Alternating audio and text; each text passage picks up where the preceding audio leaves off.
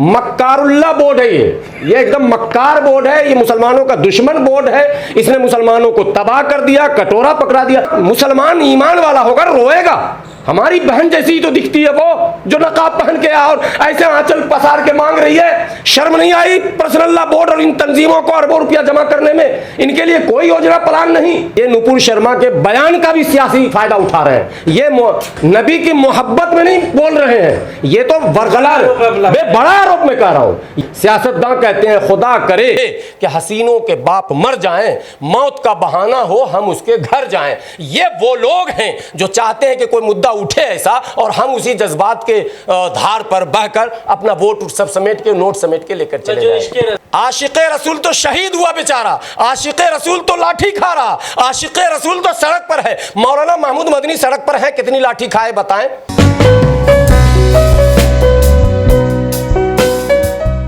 मैं टीवी पर गया और इनके पेट में दर्द हुआ। ये पसमानदा विरोधी है, ये अशरफुल अशराफ है, ये मुसलमानों में उन दबे कुचले मुसलमानों के अंसारी, मंसूरी, रायन, हलालखोर, जमेला, झोजा, नट, बक्को, डफाली, मिर्सिकार, इन तमामों के दुश्मन है। ये एकता की बात करते एकता का ये एकता की है। अभी ज्ञानवापी का मामला हुआ, नुपुर शर्मा का मामला हुआ। ये मीटिंग कहाँ कर रहे हैं? लखनऊ में अलग, बरेली में अलग, देवबंद में अलग, यहाँ दिल्ली के वो कौन हॉल था भाई, ऐवान गालिब में अलग, और क्या कहते हैं अभी जयपुर में अलग, मुंबई में अलग। ये खुद मुत्तहिद पहले होकर हमको बता दें। और मैं चैलेंज करता हूं, जिस दिन ये मुत्तहिद हो गए उस दिन हिंदुस्तान का सारे मुसलमानों का मसला ही हल हो जाएगा। मसला जो भी है वो न टीवी है न बीवी है, कुछ मसला नहीं। मसला इनका इंतशार और इनका इनफरादी एजेंडा। ये आदमी करोड़ों रुपए इन लोगों के पास है। मैं सरकार से विनती करता हूं, ईडी फीडी को, राहुल गांधी को बख्श दो, मगर इनको मत बख्शो। इनके आईडी भेजो, इनके पे छापे पड़े। हाँ, अरबों खरबों इन्होंने ज़कात, खैरात और किन किन चीजों का पैसा जमा कर लिया है। गरीब मुसलमान, दलित मुसलमान को इन्होंने सड़क पर छोड़ दिया। बेचारा रेड़ी पटरी, जल्ली पल्ली, मिर्ची, धनिया, हल्दी, मुर्गा, मछली बेच रहा है। आपके सवाल जो होते हैं अभी तक तो आप बता रहे थे कि कैसे मुस्लिम जो पिछड़ रहा है, रिपोर्ट उठा करके देख लीजिए, इनके वजह से ना, सुन लीजिए ना। और अब उन्हीं में ही आप क्या लगे कि नहीं अशरफी बहुत ऊपर है, अशरफी ही तो है। अच्छा ठीक है। एक तंजीम का आप हमको नाम बता दीजिए जिसका सदर जो है अंसारी, मंसूरी, रायन, हलालखोर, चमेला, झोजा, नट, बक्कोड़, आप बताइए। आप बेहतर आबादी किसकी बांट रहे हैं? एक भी तंजीम। अच्छा, ये जब सच बोले तो बांट रहे, और झूठा जो है वो मुस्लिम का मक्कार, झूठा वो मुस्लिम का हो जाए सरदार। मक्कार अब नहीं होगा सरदार। अब दलित मुसलमान मैदान में आने वाला है, आ चुका है। आपको पता बंजारा कितनी बड़ी आबादी? आप ये बताइए, आप रामपुर के हैं ना? रामपुर में सबसे ज्यादा आबादी बंजारों की है। बंजारा का एक बड़ा आलिम बता दीजिए नाम, एक बड़े लीडर बता दिए। लीडर है खान साहब, लीडर खान साहब। आबादी सबसे ज्यादा वोट पहले नंबर पर बंजारों की है। यह आपको पता होना चाहिए। मैं रामपुर घूमा हूं इसलिए कह रहा हूं। बंजारों को क्यों नहीं लीडरशिप? इसलिए कि वो पीछे पायदान पर है। शेख सैयद पठान कब्जा करके रखेगा सारी तंजीमें। बरेली शरीफ चले जाइए, खान साहब कब्जा किए हुए, देवबंद शरीफ चले जाइए, सब सैयद साहब कब्जा किए हुए। चाहते हैं वैसा बना, मुद्दा नहीं, मुद्दा यही है। आप पहले क्यों नहीं बुलाते?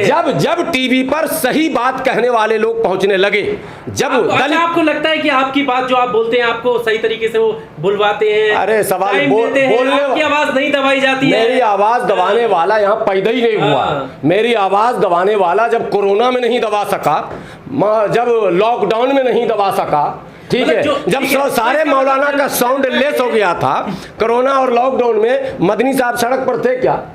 ओवैसी साहब सड़क पर थे क्या? और ये क्या कहते हैं तौकीर साहब सड़क पर थे क्या?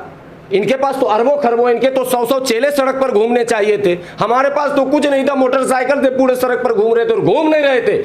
2000 से ज्यादा लोगों को राशन पानी हमने पहुंचाया अपनी मोटरसाइकिल से। और मतलब जो समाज के जो लोग हैं वो गलत ही आरोप लगाते हैं मेन स्ट्रीम मीडिया पे कि मुसलमान को जो करने के लिए समाज के लोग हैं ही नहीं। अरे सुनिएगा, अरे समाज के लोग क्या है? मौलाना की तकरीर होगी, सारे मस्जिदों पर इनका कब्जा है।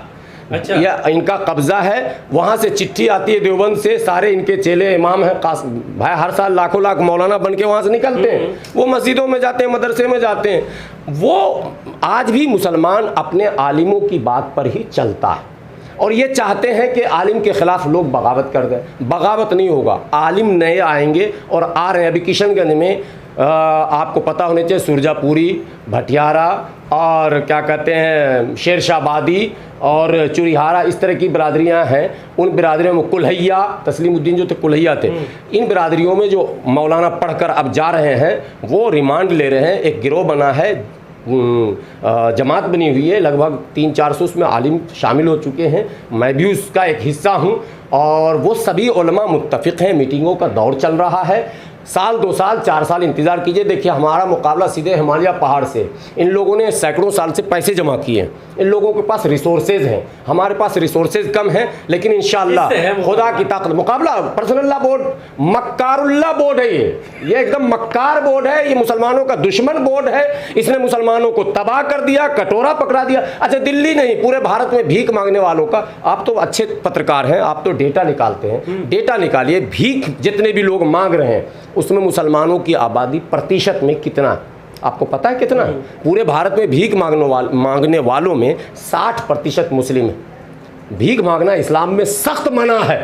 मौलाना ने भीख मांगने से मुसलमान को क्यों नहीं रोका? क्यों नहीं उसके लिए इंतजाम किया? मुतबादिल इंतजाम आप करेंगे तभी तो भीख मांगना रुकेगा ना। तो इस पर आपने तकरीर की और जुमा की नमाज में मस्जिद पर बुलवा लेते हैं, सब भीख मंगा लाइन लगा के खड़ा है, वही न नमाज भी नहीं पढ़ रहा, उसी चक्कर में गेट पे खड़ा, टोपी पहन के, नकाब पहन के औरतें खड़ी। आंख मुसलमान ईमान वाला होकर रोएगा। हमारी बहन जैसी ही तो दिखती है वो, जो नकाब पहन के और ऐसे आंचल पसार के मांग रही है। शर्म नहीं आई पर्सनल्ला बोर्ड और इन तंजीमों को अरबों रुपया जमा करने में? इनके लिए कोई योजना प्लान नहीं।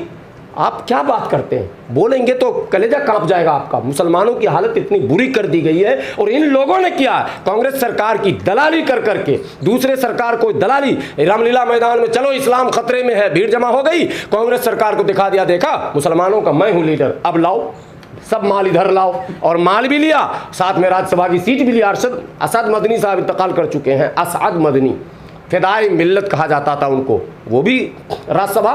महमूद मदनी साहब भी राज्यसभा घूम के आए, आपको पता होना चाहिए। क्यों गए इनसे पूछिए, राज्यसभा क्यों गए? फिर आप पॉलिटिक्स सीधी क्यों नहीं करते हैं? टेढ़ी जिगजैग पॉलिटिक्स क्यों करते हैं? मुसलमानों को चेगन दाल बनाते हैं आप इस तरह से बेवकूफ बनाएंगे, कब तक बनेगा? हिस्सेदारी होनी चाहिए। नहीं, हिस्सेदारी हम दलितों की मांगते हैं। हम तो जिसकी जितनी संख्या भारी उसकी उतनी हिस्सेदारी। आबादी अगर पसमानदा मुसलमानों की है तो उसको तंजीमों में, उसको इदारों में, उसको हमने तो इसके लिए, आपको याद होगा होटल में आप आए कि नहीं आए, इसी शाहीन बाग के एक बड़े होटल में हम प्रोग्राम किया था, तमाम पसमानदा संगठनों की तंजीमों को बुलवाया था और हम लोग लगातार लगे हैं, बैठे नहीं। अभी अलीगढ़ में एक बैठक होने वाली है बहुत जल्द, हम लोगों की तमाम पसमानदा तंजीमें मुसलमानों की वहां जमा होंगी। हम मुकाबला करने की तैयारी कर रहे हैं। मुकाबला आप टेलीविजन पर बैठ कर, टेलीविजन भी चाहिए हमको। अरे तुमको चाहिए, मैंने ओवैसी साहब मुसलमान खाया क्या, ओवैसी साहब को माइक लग गया। मुसलमान बोला क्या, ओवैसी साहब को माइक लग गया। तो क्यों बोलते हैं? हमसे अच्छा बोलते हैं, मैं भी बोलता हूं। आप चलो, वो बोल रहे हैं, हम भी बोल रहे हैं, जनता तय करेगी।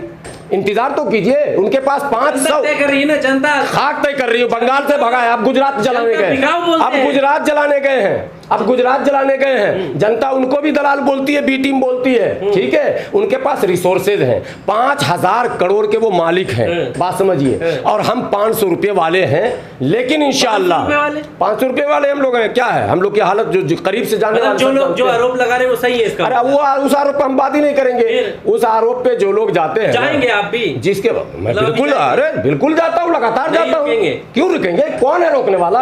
क्यों रोकेगा? जो आपके चाहने वाले, हमारे सारे चाहने वाले मेरे साथ हैं, चाहने वाले हैं सारे मेरे साथ। कहते हैं कि आप मौलाना, ना हमारे नफरत बहुत बढ़ रही है, आपको बोलने ही नहीं दिया जा रहा, माइक हटा देते हैं। वो हमारे, आप जाएंगे, हमारे हजारों चाहने वाले। सुबह से आप फोन देख लेंगे हमारा, सुबह 7 बजे से फोन देखेंगे तो आपको समझ में आ जाएगा। और मेरा फोन ऑटो रिकॉर्ड है, सुनेंगे। एक दिन में आज आया लगभग 82 फोन। और सब कि इनको बुरा कैसे नहीं लगता जब इस्लाम को घेरा जाता? नहीं, बुरा कैसे नहीं लगता है जब ओवैसी साहब की तकरीर के बाद उन क्या कहते हैं, जूते चप्पल चलाए जा रहे हैं और इस्लाम को गाली बका जा रहा है। ओवैसी साहब की तकरीर के बाद वो हिंदू संगठन आता है, हिंदू संगठन आता है और वो फिर काउंटर में वही उल्टा पुल्टा बोलता है। भारत में ऐसे चलेगा क्या? हिंदू मुस्लिम के नाम पे आप सियासत करेंगे क्या?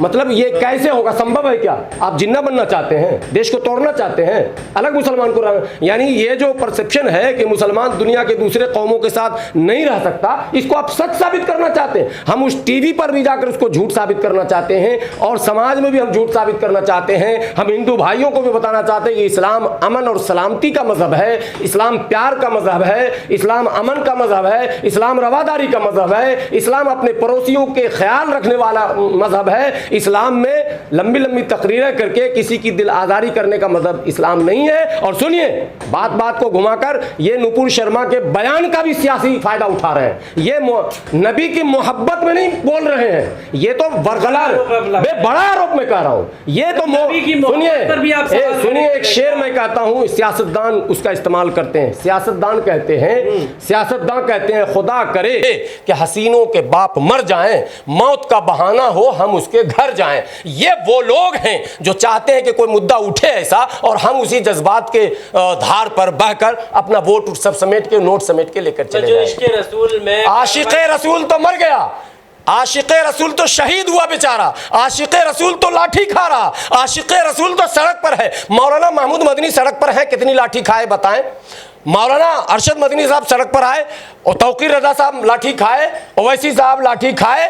हम जिस संगठन में काम करते हैं, मुझे फख्र है कि मेरा राष्ट्रीय अध्यक्ष लाठी खाया, गर्दन तोड़वाया, अस्पताल में भर्ती रहा। डॉक्टर एम एजाज अली, राष्ट्रीय अध्यक्ष ऑल इंडिया यूनाइटेड मुस्लिम मोर्चा, जिसका मैं प्रवक्ता हूं, जो दलित मुसलमानों की लड़ाई लड़ते हैं, उनके अधिकार की लड़ाई लड़ते हैं, उन्होंने दसियों बार लाठी खाए। आप मेरे दफ्तर लक्ष्मी नगर में आए होंगे, आपने वो तस्वीरें देखी होंगी, पुलिस कैसे दौड़ा रही है और दसियों बार हम लोग गिरफ्तार हुए और लाठी खाए। हम लोग को ये कहने का हक है कि हम आवाम के लिए, आवाम के साथ मिलकर कदम ताल मिलाकर काम करते हैं। और ये वहां से एसी से बैठकर ऐलान करते हैं, इनोवा और वो कौन कौन सी गाड़ी आती है, अल्लाह, हम लोग जब चढ़ेंगे तभी पता चलेगा। आप अमीश देवगन के साथ बैठेंगे? अरे अमीश हो या कोई भी, उससे क्या मतलब है? हमारे अपनी बात रखनी है, वो रखा जाता है।